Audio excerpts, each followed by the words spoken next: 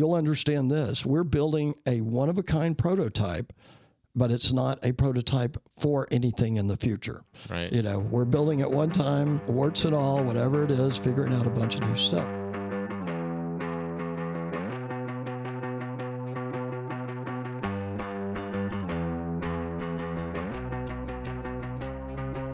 We are here to talk about building luxury homes today, and this is something that, I think like a lot of builders, I started off doing like small projects, remodels, and then over the years, just kind of building more experience. I've kind of moved up in the price range to where now I would consider myself a quote unquote luxury builder. But one of the things that I've had to learn over the years is that there's a big difference in client between the bathroom remodel client in a $150,000 house and a expensive luxury client. So today, here to talk to me about building luxury homes and kind of all that goes along with that is my friend Greg East. Greg works for Winfrey Design Build. Yep. So Greg, welcome to the show today. Well, thank you for having me. We've talked about this a long time. I've been looking forward to it and appreciate being here. Yeah. So tell us what you do at Winfrey. Obviously, you're not the owner. That's Bruce Winfrey. What is your role at Winfrey? Yeah. So technically, I'm the chief operating officer and executive vice president. I'm responsible for the bottom line, but I'm also the chief marketing officer, chief technical officer. You know the drill. You also mop the floors. Yes, you know the drill, and that's by design. So everybody we deal with out on a project is contract labor. So not very many people work directly for us. So even we outsource supervision, things like that. But Bruce and I had the opportunity to watch Bruce when I was building wasn't going very well. So I was running a dental plan. I was marketing director for a dental plan. We just happened to office in the same building. So I already knew him as a friend, and I got to watch him with not an eye towards working for him, and I got to see the integrity and kind of the way he operated. And I'd been in buildings since I came out of college. My family had an aluminum window company that I got to take over, in my mid-20s, which could have been good or bad, but that was the 80s, as we talked about. So we'll never know how that turned out, by the way. But you learn a lot through times like that. People talk about it, but that gave me a chance to know Bruce as a person. So when I had the opportunity to work for him, I went after it. So I came after him as a consultant when he had Millennium Builders back in the 1997 and that era. And they changed their name because we were doing stuff in Dallas and Austin and places like that. And that company back in those dollar days was probably about 25 million, 15 people. And when '08 happened, we just couldn't get rid of stuff fast enough. So I was doing a project on Lake Austin for him. Got to be the last guy in the department to go, but I knew it. It's kind of weird when your friend walks in your office, but it was all good. I've been there on the other side of the desk before, and we'd stayed in touch. He was lucky enough to go travel. I was lucky enough to fall into a weird investment banking deal that took almost a year. And when that was over in '09, things were starting to improve. So we got back together, and like you see on TV almost, we sat down and we started writing down the kind of company that we would design if we had that opportunity. I was a new or soon to be new stepdad. I felt like, I'd really met somebody with a young son. I was starting to be a lot more serious than when I was a single independent person. And, Bruce has 4 kids, so he was already in that mode. But, the vision that he has as a builder is why I was interested. So I've been around builders my whole life, high caliber guys that of. Greg Hawes, he was one of the best superintendents my dad would call on. And guys like him and John Harris and guys that worked for guys back then were guys that my dad said, they'll be somebody one day. And sure enough, there's just still a layer of guys like that. Fewer and farther between, that I see that still remember my dad. He's still alive. So he's, I'm still the second best salesman in the world till something happens to him. But, so it's kind of neat having that understanding for me as a failing business and knowing what it's like to be the boss. And so when Bruce and I got back together, he's like, East, no offense, I want to own this thing. I don't want a partner, which he'd had before. I want this to all be me. And that's why I'm going to put my name on the door. And I remind him of that quite a bit. You can't separate too much, dude. You should have picked what I wanted, which was Precipice Builders. And I have to admit, that doesn't roll off your tongue, but I had it all pictured, him standing on a cliff, the whole bit. And going with Winfrey Design Build, the biggest challenge, was that design build. People don't understand what that term means as much in residential as commercial. But I mean, it's been a fun ride, and the way we laid it out, we started working out of his house in Tanglewood, much as you may have. And he had already done that progression that you alluded to. He had done the remodeling. He'd done the production work with Newmark Homes. One of the things I brag about when when John Harris, who owned Newmark at the time, needed a production manager or a project manager to do something at his house, Bruce was the one, more times than not. Bruce says that can be good or bad working at the boss's house, but I've known John personally for a long time and know what his standards are. And those kind of things knew I was hooking myself to the right start. So having been the man, being the right-hand man, behind the man is a lot better in a lot of ways. I get all the glory when it's fun, but not the risk. Yes, 100%. So I applaud Bruce for that because it makes it real easy. He takes my input, but at the end of the day, if there's a tough decision to be made and he says, East, we're going to do X, then we do X. Yeah. And there's been some battles, as you can imagine, but it's been fun, because doing things like that with your best friend, staying best friends 15 years, into it, and seeing it progress the way you planned, through thick and thin. First, we're going to get somebody to do what you don't like as much, Bruce. Then we'll get somebody to do what I don't like. Then we'll get an office one day. And the Lord's hand's been in all of that. We both acknowledge that, but definitely, we've, tried to do our part and take advantage of the wisdom, that we've gained over all these trials and so forth. That's a great story. How y'all got together and grew that company. What kinds of projects do you guys typically do? I mean, are y'all doing all customs? Are you doing some specs? Or what's your typical project? Yeah, great question. We go for about an 80-20 mix. So, only one or two projects we do every year show up on MLS. So we have a couple of our own projects going, hopefully at any one time. And those projects especially, we've really pushed up, and we felt like, it's a little bit more work, but again, having the capacity that we do to borrow money and to borrow money and fund bigger projects, it's just a little bit more rarefied air, a little bit less competition as there is in the $2.5 million homes, if that sounds funny. Mm-hmm. But, 4 to 5 is where we're kind of pushing with our own projects just because of the success we've had in those areas. And, we've got a good picture of what that house would look like, 7,000 feet, mm-hmm. certain features, things like that. But it's, something we use in marketing. So the other 80% of what we do are contracts, people that come to us through referral, through advertising, come into open houses, things of that nature. And everything is set up for those clients. We'd love it if all of our jobs maybe we're paying, but the speculative jobs, we call it for sale building because it's actually a totally different level than what people think of when you hear that spec builder, house, that type of deal. But, we use it in marketing because it helps keep us sharp. Yeah. So we pay decorators for that. We're making the choices that we have to live by, and then the affirmations in the market. But more importantly, we had one this summer for about 4 months that was on the market. We're never worried about it. We had tons of activity, but we had people coming through there at open houses that we controlled. It would either be me or Bruce or one of our other employees. And it's nothing against realtors. We're not trying to save that money.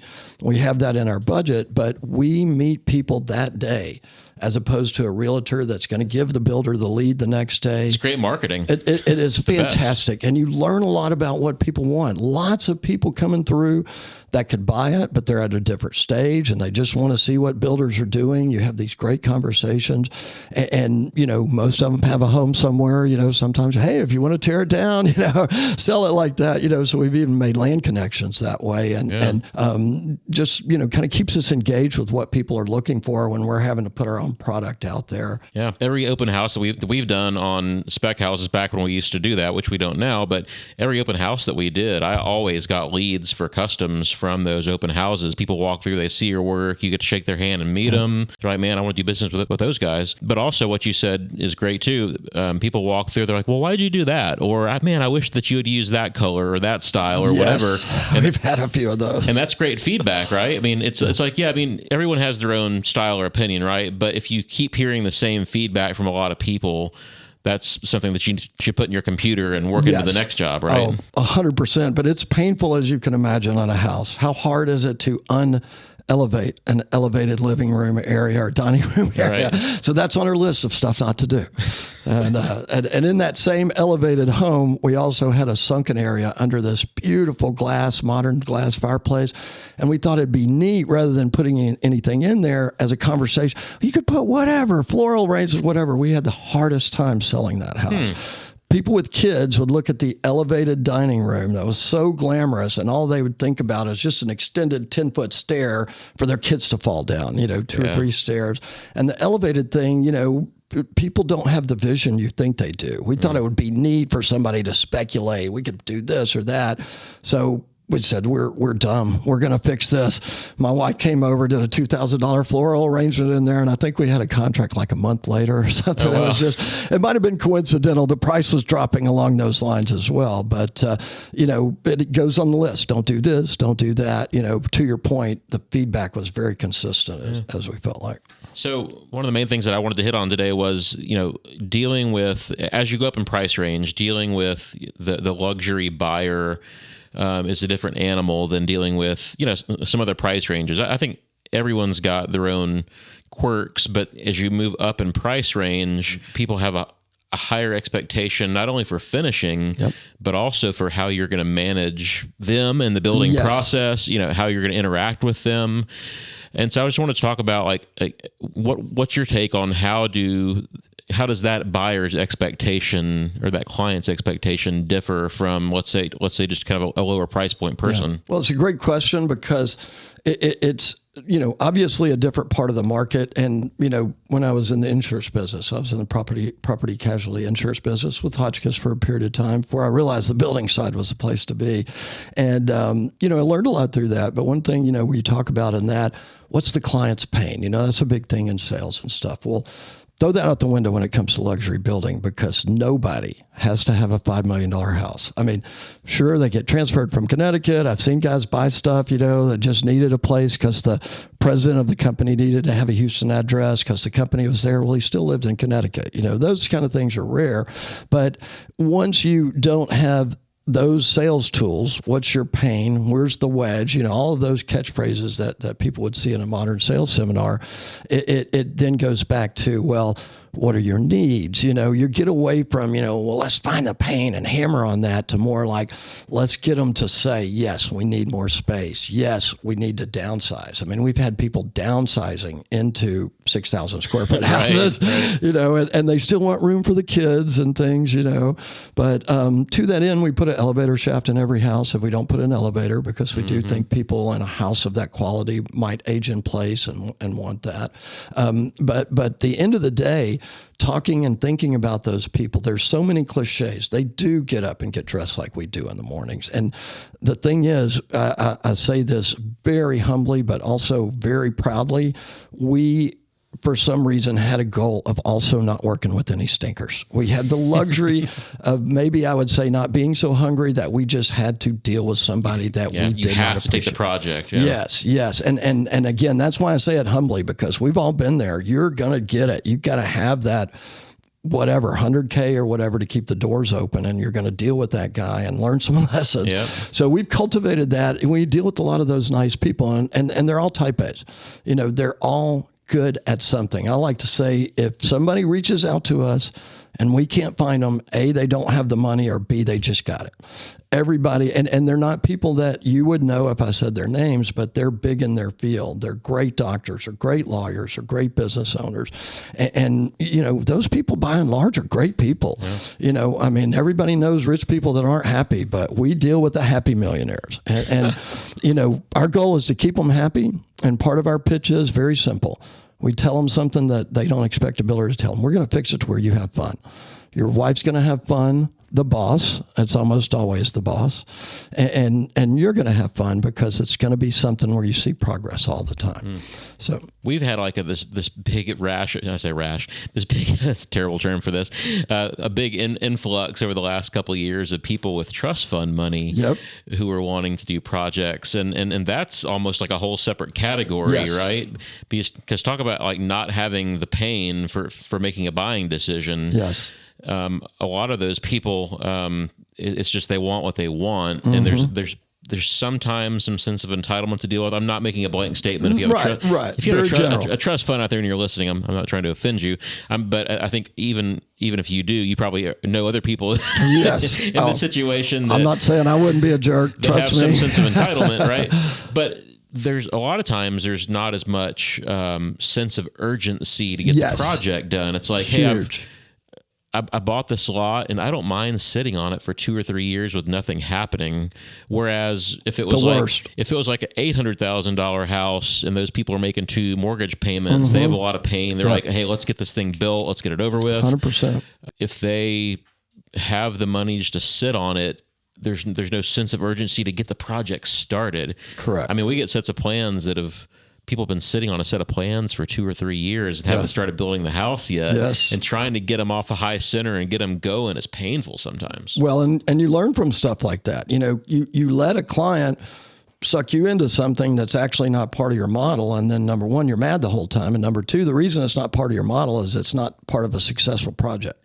Albatrosses do not look well, you know, even if no, the client's changed a bunch of stuff and it took an extra 3 months and we had to wait for this or whatever. People driving by a house that should have been built in a year that's built in 2 make their assumptions, and rightly so. Somebody's bossing the builder rather than the boss, builder being the boss. And we tell people, we're the experts. You and I probably talked about this. It's a big deal within, Custom Builders Council, but we do a fixed price contract. And that's our first stage of vetting. In my opinion, people that want cost plus are people that don't trust builders. The people always want to know what we make. It's like, well, we make good money, but good for you. Technology makes it a lot cheaper than it would have been for somebody of Bruce's experience and caliber of builder. We can spread him around more than you would back in the old days where that kind of builder only built 2 or 3 homes a year. The other thing is, we want to divorce people from the dollars and cents. Get them on the figure, but once that figure is established, get them into that having fun mode. Now you've got your allowances. Let's go do all of this other fun stuff. That's already been taken care of. And, Bruce and I value ourselves as B pluses. So we deal with the type A's, but 2 type A's banging their heads together, even if we have those tendencies, doesn't work well. We want to come at it a little bit below them and their intensity, but we want to feed off of it. But then we want our subtle confidence in our experience to come through in our interaction because we really are confident that we can do them a good job. I think one thing that most luxury high-end clients have in common is that they want to feel like they're taken care of. And part of that is they want to have a good time in the process and not feel like they're struggling through it. But they want to feel like they're being taken care of. They're used to going and buying a high-end car and having an experience at the dealership, going to a restaurant, being catered to, having an experience. And so I think, we as builders who are trying to operate in that space also need to create a buying experience for them to where they feel like we are managing the process and we're taking care of them. Yeah. Right. Well, and a lot of it to that point is getting them to visualize what's been on paper or what they're talking about or what they sketched on a napkin. One of the ways we do that, we almost always have something that's close to being done. If it's not for one of our clients, it's our own project. I mentioned the one we had this summer. We got the price we wanted, $4.2 million, but we started a little bit high so we'd have that summer to meet some people. And invariably in the process, we had a number of people that we're talking to about building coming through there, and people that we'd even signed up that were starting to think about selections and stuff. So it's, they're walking through there going, okay, I made a good decision, or I'm on my way to making a good decision because these guys using their own money have built something that's worth $4.2 million. And that actually is a lot more expensive, buying that house than somebody coming to us with land and everything. There's quite a bit of value in the risks that we take as far as, what we, realize in the end, as you know. Yeah. I think something else that tends to happen is people, so everyone has a budget, right? Even if you're rich, you still have a budget. But I think that as you move into that high end, people kind of have an expectation of more bells and whistles, and they're likely to see something and kind of lock on to that and, ooh, that's shiny, I want that in my build. Yes. Right?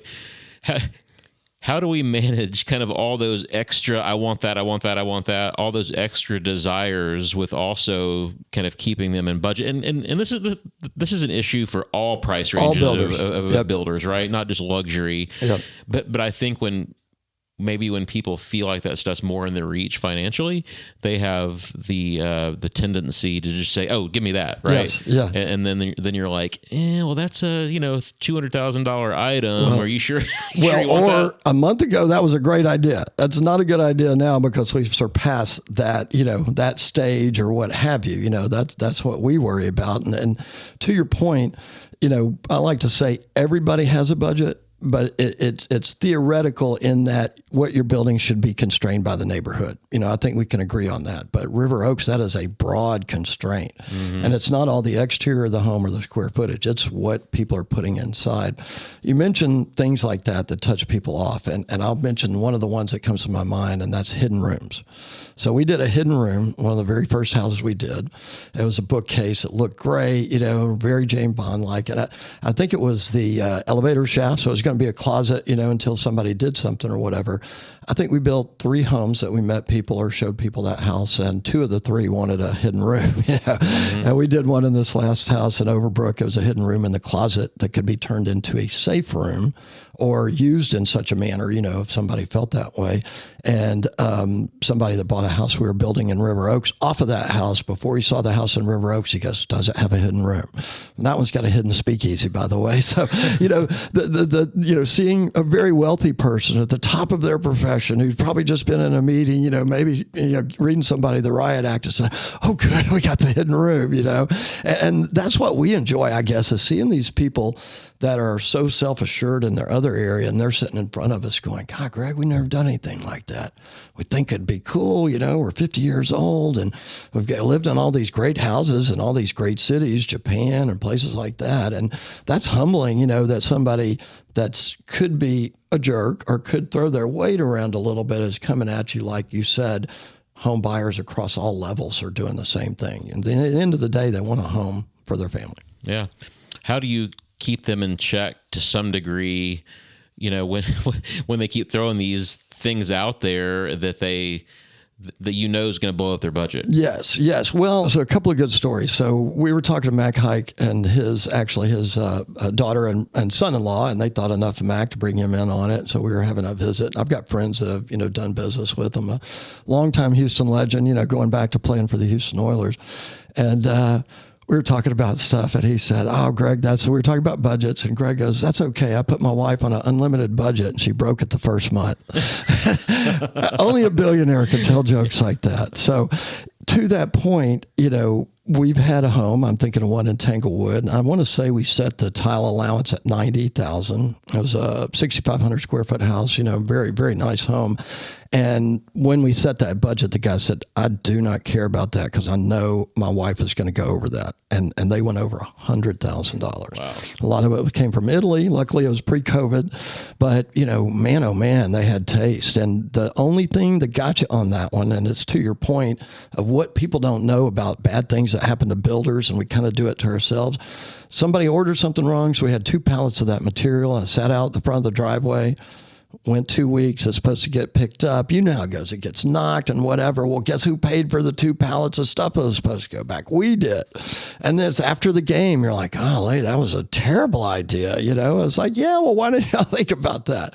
So sometimes we pay the price of people's expensive taste. But, the thing that bothers me more is if you've already gone past that point, and all of a sudden they're getting ideas outside of anything you've ever talked about, and there's a price for that. But even if somebody's willing to pay, in my opinion, and our philosophy is you almost can't charge them enough to make up for that lost time. I've got a budget and I want to be out of this house at a certain time, and they're doing things that are adding months and 2 months, and I'm getting paid all along the way, but it's not the margin the way I want it. It's work for people that should be on something else that weren't prepared to do that. And so luckily we just try to ride herd on that by really grinding in that very beginning. We produce a 20-page specification schedule, and it's all very practical. It's not anything that somebody couldn't copy, but down to the molding on every room. room by room by room. And we sit there for 2 or 3 hours before we sign a contract and we go over every item. It's the worst meeting. I'm like, Bruce, how can we jazz this up? I'm listening, for my office, and it's painful, but it's the only way to do it. And it's not covering ourselves, CYA. We don't want to make a mistake, man. We're really prepared, but if we're prepared to go down the wrong path, then, you're not prepared. And again, part of that vetting is even the wealthy folks, we've already got a good feel for them at that time, and they kind of know how we're both going to operate on that. But we've got one right now, that's kind of like that. But so far, it's been pretty good. It hadn't held anything up. But, that's the element. We don't want to be a slow builder because our clients are slow. I love, writing a very detailed specification document. I'm a big proponent of that. And it's great for setting the expectations with the client, but there is also that element of CYA, in my opinion, because you can't get halfway through the project and they're like, "Well, you never told me what was going in there, right?" Yes. No, we went over this in that meeting before we ever started construction or before we ever signed your contract, right? Yep. Like we specified, and it's part of the contract. Yeah, we have it initialed, make it part of the contract, and most of the time the smart people we deal with, you could tell if they're playing dumb. I was like, no, you're too sharp, for that. You do this for a living if you're an attorney, whatever. So, we haven't run into that too much, I think for that reason. I think it's more important to really specify everything the higher you go in your price point too, but just because the buyers, their expectations might be vastly different than yours on what something's going to look like. Yes. I like to use the example of, you could have a powder bathroom, right? Just a little 4-foot by 8-foot space tucked under the stairs, right? Yeah. That powder bathroom could be a $30,000 little area, right? In a minute. Between the plumbing fixtures and the tile and the wallpaper and the lighting and everything, right? Yep. And if you don't specify what's going in that, or have some very well-defined allowances that you're putting in place, they might have in their mind a very expensive sink, wall-mounted faucet, exposed plumbing, gold-plated. Yeah, right. And unfortunately, I've seen a lot of builder documents on the back end on the lawsuit side where I read the contract and the contract's like install vanity cabinet. Period. It's like, well, it's like, okay, what kind of vanity cabinet is that? Right? Like you can't just leave that up to the builder and say the builder's going to put in whatever they want, because that client's expectation is probably way up here. Yes. Where the builder's expectation is all the way down here. Well, and to your point, we took over for a bad builder, just one time. It was an ideal situation. It was at the right point. These poor people had, their house had been stopped for a year and a half. And we got to see behind the curtain. So they're in a lawsuit with the builder still to this day. And, we competed with this builder. I say now, because you have a tendency, if you're a good builder, to think, oh, man, these other guys, their pictures look just like ours do. You walk a few houses like, yeah, but the house is not built like ours are. Mm-hmm. You realize, hey, so-and-so has been a production builder, or he was an engineer, and now he started building. And it's neither here nor there. It's the Wild West a lot of times, but you just have a tendency to give them the benefit of the doubt, and then you see behind the curtain, this particular builder had a 3-page specifications, and they were light. And it's like, well, no wonder you're getting sued, dude. And his way of dealing with things was, hey, they'd point things out that they thought they were getting. Well, 2 months later, when they didn't get them or whatever, or when they did, then he'd charge them and do different things. It wasn't professional. And yet that builder's still out there building up a storm, because it's hard to, there's not a resume like that follows builders or whatever. And the sad thing is, for these poor people, they had to pay for that house, the rest of it by themselves. Bank's not going to loan them any more money, and now they're just looking to get out of it. And, some of the people representing them are probably people that I would call to represent me. And it's like, oh, great, they're representing bad builders and good builders, right. Honestly. And so it just makes you know you're on the right track. And it also makes you realize that a lot of these guys are at the right time, at the right place, and they've got a different model, and they're maybe accepting less money than you and I might take. Yeah, absolutely. I mean, or there's some element of kind of a bait and switch situation, like let's get them in for a low price. Yes. Kind of fool them and then hit them on the back end. I mean, we've got one that we just finished up that we took over, and the builder budgeted I think $30,000 for cabinets on a 7,000 square foot Oh my God. custom home. Yes. That's what I'm talking about. And we come in and we're like, dude, 120 is light for that cabinet budget, you know? And especially like the kind of cabinets that you're telling me that you want, you know? I mean, could you go buy some off the shelf particle board cabinets for 30 or 40 maybe, but not for what you want. Yes. And so that's what I'm saying is having those specifications written down to the T. Hey, we're using this casing on this window and this baseboard, and this room's getting this finish on the walls. I think that's an expectation that goes along with the price range of house that we're operating in. And again, it's partially setting expectations for the clients, but it's also protecting ourselves so that we don't get into that dispute. Yes. 6 months into the job. Well, and one of my sales adages, I don't know if I came up with this, but it's pithy, is when in sales, and I've experienced this in the insurance business and in the hard goods business, you know, windows and things like that. But when you're selling things like this, you take something that's tangible and you make it intangible. So you take a home, but you make it security. You make it, moving up. You make it all of those things that are intangibles. And then you take something tangible sitting right in front of you like a car, you know, same thing. But then when things are intangible, like insurance or even this, you know, when you're talking about a plan that's a concept in one dimension, that's part of making it tangible to us. This is your dream. Right now, it's intangible. Your friends have done it. You live in a house, but this is going to be a one of a kind that's not been created yet, but it's going to be this, you know, it's going to have these features. It's going to have the Wolf Sub-Zero, you know, all of those things are in the specs. And it's part of getting them excited about what they're going to have, knowing, picturing it. I'll mention one thing, you know, it's kind of along the lines of what we're talking about. I mentioned Jeremy, you know, when we talked to him about wanting to do more with Brick Moon. David Cox, you've had on your show, Design DCA does it. Todd Rice now does it in his office. But we got to the point where if you didn't have 3D and you couldn't show people designs in 3D, it would be harder to recommend them because I sell the way I understand it. And I'm not spatially challenged. So I got to see something, you know, I got to understand it in 3D better than Bruce or a guy like you that might see things, you know, I say Bruce sees things like the Matrix, you know, it's ones and zeros to me, but he's seeing a plan, he's seeing 12-foot ceilings, you know, while he's looking at it, probably much the same as you. And so that 3D now is something that, you know, we want all of our designers to use because it just helps people understand their space. And even now they're probably adding features and things like that, you know, so it makes it even easier when you've got a full cabinet layout in the design and things like that. So that's made it a lot easier to get people on board, I guess, to get them excited about the 3 dimensions that are yet to come. Yep.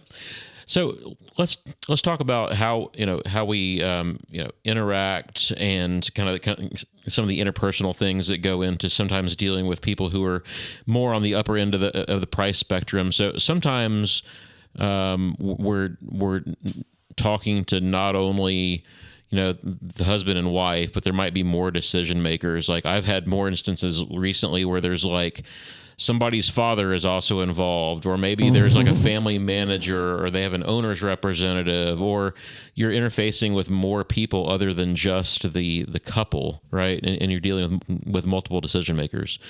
So, you know, how do you kind of figure out how to navigate that and figure out, kind of how to get a decision made when it seems like there's a lot of decision makers out there? Well, I mean, that's a great question, and we've encountered that as well. Actually, the home that we had for sale in Royden Oaks that we sold this summer, I had 3 different Texans involved, curious at it at one time, one of which made an offer. And, you know, I'd say our standard contract, even if we let them use a Trek contract, maybe 35 pages or whatever with a few addendum, this was 104 pages. So, hey, we need a copy of the warranty. They were vetting for this Texan. And Start off with a low ball. We hate low balls. So our counter is the price. We're not going to give you the price, even though I had a price in mind. And, might have been bad advice. It might have been some attorney because it was a trust in the player's name and the attorney was going to be his representative. And all of these people have to justify whatever retainer they're getting. And I hate to say that, but everybody knows that. But the person hiring those people feel like it's well worth it because their time is not able to be used on this. Pro football, some of these professions, 80, 90 hours a week, doing what you do, doing it away from home. So I didn't begrudge them that, but it was just kind of a picture into what you're talking about. All these hands in there, keeping their client from getting what they wanted. We did not want to sign a non-disclosure agreement if we could avoid it, get the same price. And they don't understand those things, they're just caught up in, I'm going to protect their interests. And so that's one side of things. The other side of things along the way that you're talking is talking to some of these people. Sometimes when you really become friends with them and they want to change something, that's something that you wholeheartedly agree with, boy, we didn't catch that on the plan. That's a great spot for this or spot for that. So we try to turn it into a collaborative thing. Well, let's see if we can do what you want. But it just kind of one of those things where our, ideal person, number one, we say to people right in the first meeting, number one, you got to be good at buying stuff together. And number two, it's got to be you and what you want. But to your point, once we get closer to that contract and they've said, yeah, we love the design from the designer, that you've already got lined up or whatever. And then they're like, oh yeah, by the way, I'm going to want my decorator out in California that I'm good friends with. I'm going to want her to come in on these things. You can pay your designer. We're going to change some things, but you're not going to be paying for it. Oh boy, California, it's going to be quick and all that. So far, so good. And the other thing is, hey, I've got a older builder. I don't have a bank. The guy's paying cash, but I want him to come by and check things out. So automatically, oh golly, this guy's going to be trying to earn his keep. Nothing could be farther from the truth. It's been a great partnership with those people involved. So some of it comes back to the caliber of person you're dealing with. And we've usually got a pretty good read at that time. And I can humbly say if something really didn't strike us well, part of our goals are the same as yours and the same as our clients. We live a balanced life. I'm not going to bed worrying about anybody's problems but my own, and I don't want their problems to be part of them. So, we try to get in front of that stuff. We'll rip it off like a Band-Aid and say, look, man, this was going great till X. Mm-hmm. And thankfully, we've had to do that very little, I'll say. But we do hear the horror stories, and that help us sharpen the focus on not. I think making all those various people who might get drug into the process, make them feel heard, make them feel important, is a lot of it too, because it's like, they're trying to justify their existence. Yes. But they also want to look good, right? Like they don't want to lose that relationship with that. Sure. That NFL player, right? Yes. Like that's their income, their income, their livelihood. Yeah. So if we can help them succeed, if we can help them look good by, how do we find some common ground? How can we make this thing work? Yep. It's just stepping back and putting yourself in their shoes and saying, okay, how can we all achieve our goal here? Yeah. How can you look good and you look good? We get the house built, sold, whatever it is, right?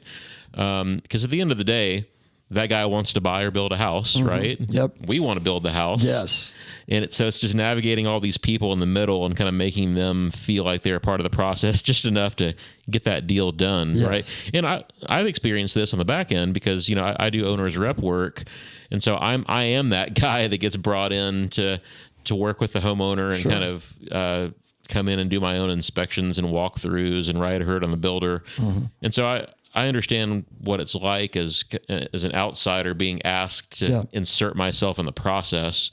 And it's difficult sometimes. I have to make sure that when I go in, I'm not stepping on people's toes. Right. I'm representing my client and their interests, but I'm also kind of being a part of the team and saying, hey, have you thought about that? Right.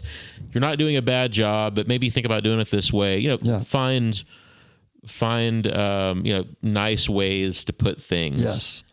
Until you can't, right? And until you have to play hardball. And unfortunately, if they hired a bad builder, sometimes you have to play hardball. But so it's difficult coming in as that third party and being a part of a transaction that you're not financially, a part of, Well, especially if it's a bad job. We welcome people that hire guys like you. It's like, man, another set of eyes. We pay, what is DPIS? Whatever they're called now. We pay them to come out and do a series of inspections. Burgess? For ourselves, yeah.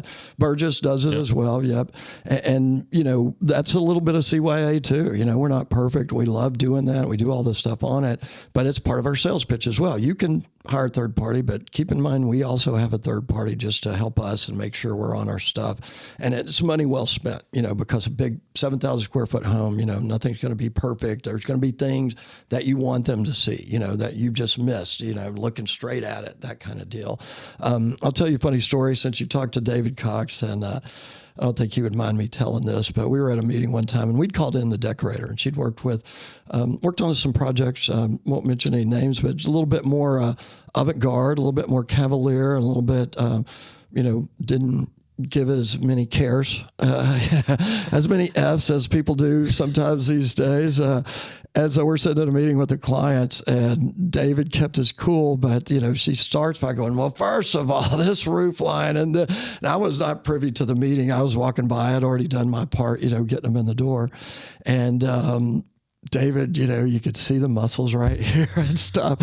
And he's a pretty low-key guy to begin with. And this has happened to many a home designer, many an architect.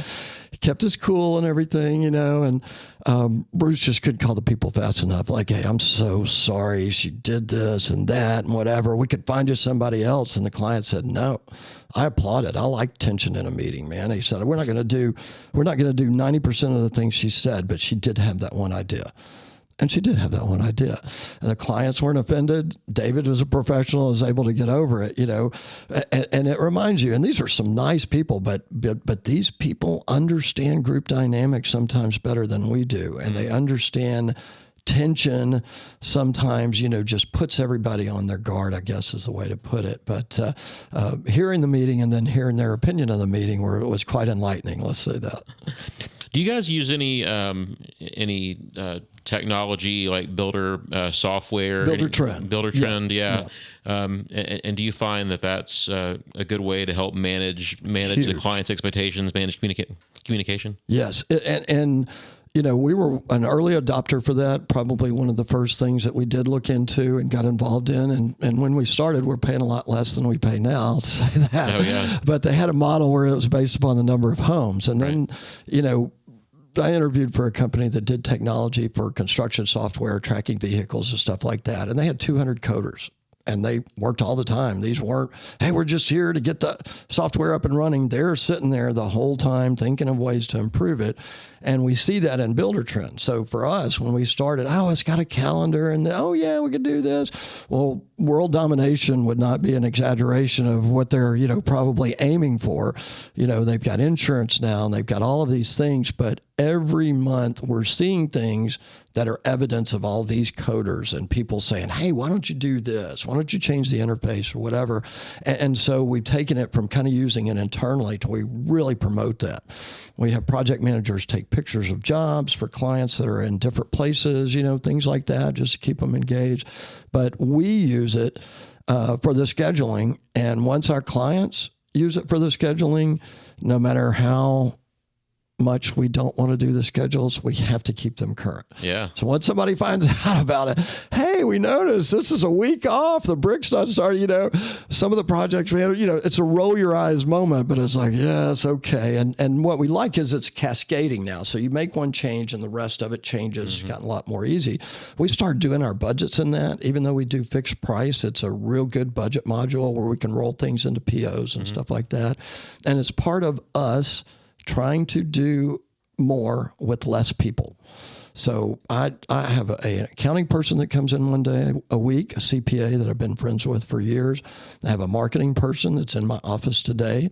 And those people work for me on those days. And we just crank out the work or whatever. And then I do residual work, afterwards and then preparing for it. We outsource supervision. We have a senior project manager, but then we have a couple of other project managers that we use almost always and pay them a contract price. And, contract labor is the ultimate free market incentive. Do good, get more. Do good, get more. And so, having had a bigger company, and you can relate to this, we talked about it. And, if you're a people person, firing people is not part of being a people person. No. And if you've had to let go of 8 or 9, 10 people that you became really good friends with, if you can scale it. And to me, scaling our business like that is lockstep with the way that we build homes. Nobody that works for us is on those job sites. 200 different people working for 40 different companies doing stuff on our behalf. And the neat thing is, when we're not building, we're not paying any of those guys. But hopefully we won't have any of those, times to worry about. I just did a luncheon today at GHBA talking about hiring and training staff. So I should have got you on that panel to give the opposing viewpoint. Yes, the jaundiced view of people. So I brought up technology and project management software because I think especially talking about people having a higher expectation of level of service. Having a project management software solution, whether it's Builder Trend or we had Rezio on here last week, or Co-Constructor, whoever, having that tool helps us deliver a better experience to people. 100%. Because, we can easily be in constant communication. They can be looking at the pictures that we're taking of the job site. They can look at the schedule as much as we might not want them to see the schedule. Yes. They can look at the schedule and see where things are at, Yep. That's a game changer. And if you're a builder out there and you're not using a software, there's really no excuse not to do that these days. There's a lot of good options out there for platforms, and it's not that expensive in the grand scheme of things. And it's a force multiplier, right? It's scalable as well. Yeah, it's definitely. like having another employee there. It's a back office. Exactly. So, but I think that people, especially people who are in, their decision makers are in their company, they own their own company, or they're high level in an organization, they're used to using project management tools and Gantt charts and all that kind of stuff in their professions, you took the words right? out of my mouth, yeah. And so when they're used to operating like that, it just makes sense for their job to be run that way too. Well, and it's, we don't have issues with change orders, again, because we're on top of stuff or whatever. That was another thing, in that builder's case that we took over. It was like change orders, be done, and then the people would get a price a month later, whatever. And again, we know our clients, so you haven't officially signed up. Well, sure, we're going to go ahead and do the lattice because we know you want it. Be sure to sign that change order, whatever. And so we have that mechanism. And it's real easy then when it comes time for them to get a bill on change orders, because they know by our contract we're going to get that money whenever we post it. And, check, show them a summary of everything they approved, turn that into an invoice with one click, notify client with one click, and then give them a week to pay for it. And it's to your point. We buy groceries that way. We buy stuff for Christmas that way, and nobody, and we're not doing it, and we're doing it to make it easy for them versus the other options, which is a wire for what, if the change order or group of change orders is only 10,000 or things like that. Not everybody is wiring stuff all the time. Mm-hmm. And so we've really liked that aspect of it. And those are aspects that they've improved as they've gotten bigger. And it really cuts down on any kind of, well, you never told me this or whatever. And we put a profit on all of those things, and it's in our contract as well. Allowances, we track the same way within that system. We post every invoice for every allowance, and then total it out into an invoice or a credit. And it just cuts down the room for the argumentative ones of us to really, say much, and it just kind of shuts it down. The one call I get, somebody will say early on, they want a generator. And you're like, okay, $24,000. We post that change order, early on. We usually put a deposit down, even with our, credit worthiness. And, hey, well, why am I paying for the generator? It's not going to be for, 6 months or whatever. I was like, well, because you want a generator and because we got to get it in the process and all of these things. And nobody ever, responds badly to that. People want to know sometimes why you're doing things, but again, hey, you're dealing with a smart money manager to be at the point where a lot of our clients are paying, cash for their project. And so, I'm not sure if you're familiar with the book years ago, The Millionaire Next Door. Mm-hmm. We talk about that prototype a lot. And that's who we deal with. They're people that you could look up and find, as we talked about earlier, but they're the salt of the earth. They're the people that keep this city moving. They're just in there doing their job somewhere at their law firm or at a hospital that we drive by every day. But they're aspiring to the same things that we are in life: balance, family, things of that nature. Even empty nesters, almost all have room for kids to come back to, especially grandkids, things like that. So it's fun, in that regard. Those people interactions are ones that we really value. Yeah. So to kind of try to wrap things up here, I wanted to talk about kind of like managing long-term relationships with people, and setting expectations with them for, hey, this is how we're going to take care of you once you move into your house. Yes.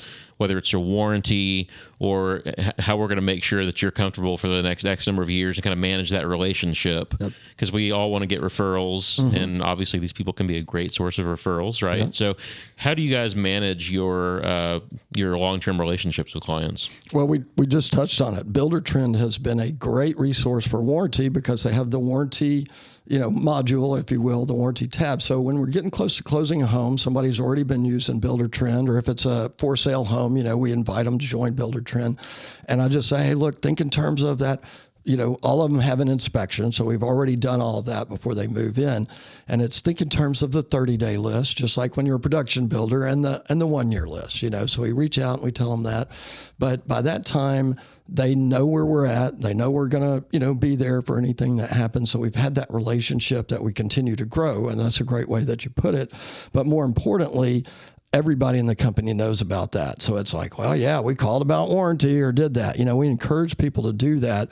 And part of that is, I don't think I've handed somebody a homeowner's manual, in several years. We post a homeowner's manual up on there early on in the project. We post their warranty documents up there. So we really use that. Builder Trend emphasizes that stuff's going to be there in perpetuity. So we're like, hey, make this your house website or whatever. Put your documents on there, put your warranties on there. And again, we just tie them into that early, and we want them to know, hey, if you got a problem, whatever it is, sure, I gave you a list of contractors, but if you call me, then I'm going to tell you who it is. We're not going to, hey, no, we gave you a list. Don't call us about the HVAC guy or whatever. It's not the way to get referrals, as you would say. And we're lucky enough to have great suppliers that we think, are good marketers for us for the most part in the work they do. So long term, after the sale, and moving forward into the future, we want to get referrals from people. I'm sure that, like us, you guys get a lot of referral based business. Yep. How do we take care of these people long term to make sure that they're happy, they're going to spread the word about us? So whether that's staying on top of repairs or handling the warranty process well. How do you guys manage that post-sale process? Yeah, great question. And it goes back to Builder Trend. It has the warranty module in there that we take advantage of. We point that out to people. We take advantage of the documents area. You can put as many documents in there. So there's already plans and specs and things like that. And, I add their homeowner's manual early on. We put all their warranty documents in there. So we've already got them using the platform.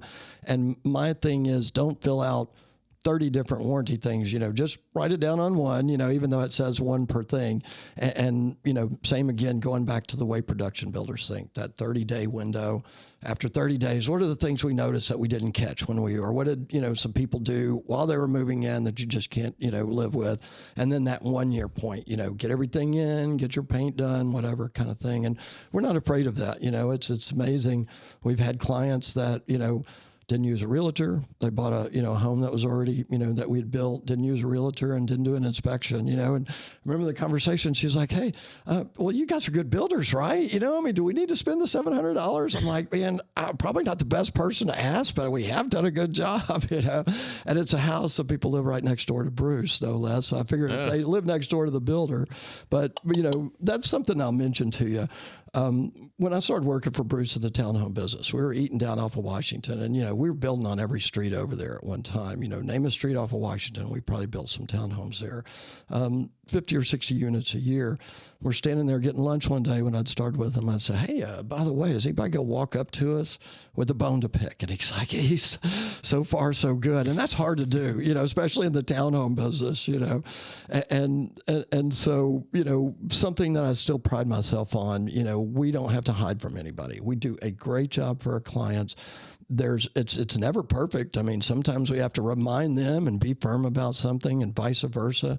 So you'll understand this. We're building a one-of-a-kind prototype, but it's not a prototype for anything in the future. Right. We're building it one time, warts and all, whatever it is, figuring out a bunch of new stuff. So it comes with its own challenges, but, Bruce lives in the neighborhood. He lives over in the River Oaks area, and I'm proud of that because he's earned it. He's been working hard since he was a young man. He knew what he wanted to do, but I feel like that if you're going to build homes like that, somebody in the company needs to know what living in a home like that is and what the challenges are of living in town. I grew up in town, so I know all those things, but I live out in the burbs, out in Tomball, as we talked about, so I don't aspire to live in town. But man, if I worked here and needed to be 10 minutes away from the job where I was billing at $500 or $600 an hour, then that motivates a lot of people we deal with. So absolutely, yeah. I think having Builder-Trend, Co-Construct, Resio, any of these softwares, they all have a great warranty module. And one of the things I tell people is that our settings actually remind us, hey, the 1-year warranty is coming up. Yes. Or we can see a warranty expiration report. Mm-hmm. And so we'll reach out to people and say, hey, Mr. Homeowner, your warranty is expiring in a month. Let's do a walkthrough, or you walk through, send me your list of stuff. Again, it goes back to making sure they feel like they're being taken care of all the way to the end. And I'm just not going to let the warranty expire and poof, it's gone. And sorry, we're done now. You're a week late. Yeah, exactly. So it's if we remind them, hey, your warranty period's coming up, and by the way, after your warranty expires, I'm still going to take care of you. Mm-hmm. If something breaks, I might charge you a nominal fee to fix it, or maybe I won't. But if they see that we're on top of reminding them that expiration's coming up, that they appreciate that. Oh, 100%. And we pride ourselves, part of our pitch would be, hey, you could pick out any house on our website and we could probably get you into that house, because we, told all these folks, this is the way we sell stuff. There's not a rich person's model home park, but if somebody wants a home like yours, could we bring them over there? And part of our contact is pictures are king in our business. I noticed you had a lot of great project pictures out front, and that's the representation of what we do. That's your portfolio. So we, kind of as a rule, after 6 months, we reach out, hey, is the furniture such that we could come out and take photos? And I or Bruce make it a point to go to every one of those appointments, because seeing the home after people have lived in it is its own affirmation. God, all the problems, all of this, figuring out the, when retainage or when retention was water detention was a thing. We had projects like that were hoping to get away with not doing it and stuff, and all that stuff is just a big problem. And then when you see the people living there, it's like, man, that stuff is not anything about this house. It's a home for these folks, and it's trite, but it really is that at the end of the day. And that's where a builder gets his affirmation. There's not a bunch of people like your applause coming in or anything like that. It's maybe you and your dudes in the office kind of patting each other on the back on a Friday going, man, I can't believe we did that. Nobody knows how hard that was, Yeah. And to do it with a smile, to do it with a smile. Absolutely. All right. So to kind of wrap things up, I just wanted to ask what your advice would be to other builders, young builders who want to kind of elevate their game and kind of move into a higher price point. What advice would you give a guy coming up that says, hey, I want to build that kind of house? Yes. Don't do it. No, I'm not a builder. I'm a homeowner. I'm a DIYer with a little bit of knowledge, but it helps me do what I do, not knowing the trouble and the nuances. I mean, we'll have things happen. I'm like, God, Bruce, we're good builders and we're still, having to deal with this. What are bad builders doing? And some of the things we come up with is they don't care. And they don't worry about these things like we do because they don't know what the standards are. So my advice would be, and you alluded to your own arc, there, baseball, tennis, golf, all the sports analogies come back to, sure, you can have a knack for something or a certain skill that God gave you. But if you don't work on that skill, and repetition is the number one way to improve that skill, you're probably not going to be as good a builder as we are. Are you going to get jobs and stuff? Heck yeah, man. Guys leave production builders all the time and start a custom home building business and work their way into it. But, it's one of those things that not everybody that's good on the science, and that's the building part that you've had a lot of discussions about and that you understand. The guys that are always real good on the science aren't always real good on the art. And those are both very important elements on the luxury level. And Bruce happens to have great taste. He lived in a home in Tanglewood that he built for himself. He's lived in townhomes that he's built for himself. The home he has now was recently featured in French Country magazine. We had probably 4 containers of material we brought over for that house from Europe, coping around the pool, lights, all of these things. If it would have been during COVID, oh my gosh. I mean, even back then, sitting on a tanker out in LA for 2 or 3 days or sitting on with $300 a day. I mean, it was dicey at times, but the end product, we're not getting a lot of demand for French Country right now, but the end product was what Bruce and his wife had dreamed about, as a life's work. And we were talking earlier, it's one of those things that kind of helped him be a better builder because his wife was like, do you guys do this all the time? Man, that's a little bit sketch. And Bruce is like, golly, we got to go, whatever. Now, granted, it was a little bit of a stepchild situation. They weren't getting the attention, the Winfrey family, from all of us that some of these other jobs were. But to me, that kind of thing is a sales story that is not contrived. I mean, that's a legitimate story where this person lives in a luxury home, understands you and the way your family thinks, understands the density and some of the worries about safety and things like that, So, we just use that to our advantage. But at the end of the day, it's all the same things that people are wanting, in a home. It's just a different scale.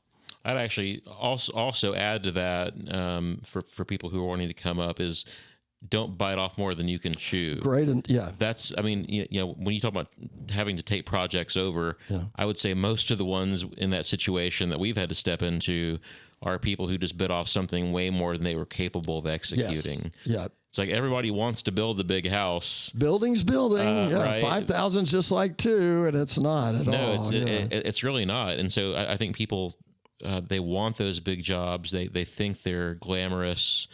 And so they get in these situations and they kind of overpromise. Yes. And underdeliver. Yes. Yeah. And that when you are with a premium buyer and you're under-delivering, that's a problem. Yes. And you don't know what you don't know in those cases. There's a lot of people that are great on the presentation of their skills, but the skills are not there yet, so they know how to sell the service. They know in theory what it's going to be. And it goes back to that repetition. And this is one, kind of a question I'll ask you that we're always amused by. People that, have become prominent or people that we've competed against. And, I'll look at all their websites. I want to know what's going on in the bio. So-and-so finished a house for his parents because something happened. And he's an engineer by trade, and he's done 8 houses since then. Yeah. And I'm like, man, is that guy going to do as good as my buddy who has built 600 or 700? And a lot of those have been very high end, And the answer is, I don't think so. But those guys are still getting work in Houston because of who they know. Mm-hmm. And we have times when we're on a street and we've had 2 or 3 projects oddly on the same street.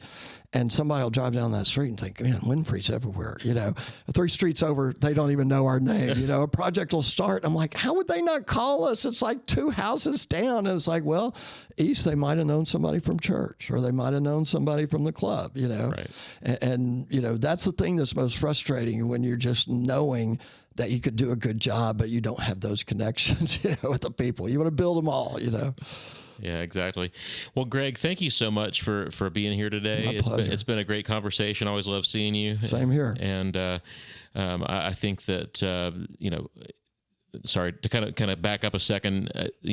Important thing to note if you're kind of a younger, newer, wanting to move up is take the time to hone your craft at various levels before you take that next step up, and that's the case with every price range that you're kind of sliding up into. If you're starting with bathroom remodels and kitchen remodels, go to whole house remodels. Go from $300,000 houses to $400,000 houses. Don't try to make that giant leap in price point because, man, it's just a whole different animal in client relationships and also in the ability to execute. But I would also add to that the level of your subcontractors. Huge. That's the biggest thing. Different subcontractors on a $50,000 bathroom remodel than on a $2-3-4 million custom home. Well, and to your point, to make a point on that, and it's something that we emphasize again in our sales. Bum Phillips said about Don Shula. These are some names from the past, football names from the past, two great coaches. But Bum Phillips said one time about Don Shula, he can take his'n and beat urine, and he can take urine and beat his'n. And that's what I feel about Bruce. Give him the same pile of stuff, the same pile of pieces, and he's possibly going to build a better house than another guy with the same pile because of what he knows and because of his intellect. And that's what I would say to a young guy. And you and I are privy to this. There is no greater organization in these modern times than the Builders Association at putting all the tools out there for a young guy willing to hone his craft. And that is become accredited. Take the classes that GHBA offers, but educate yourself. I mean, Bruce's bookcase is in our office now, and it's books on architecture. It's books on Texas layouts. It's books on French, landscaping and things like that. It's just stuff that I see that I know he's flipped through for inspiration that's developed the intellect that he has now, to advise people. And too many guys, like you said, young man in a hurry. And this is just not a business unless you have a lot of money to buy your way out of a lot of problems. It's not a business where you can learn on the fly, like you said. You need to start and master what you're doing and then move that next level up. It's great advice. Great. That's a great way to wrap it up. Thanks, Greg. Appreciate you being here. Yep. Great to see you. And thank you to all of you for listening today, and we hope to see you on a future episode. Take care.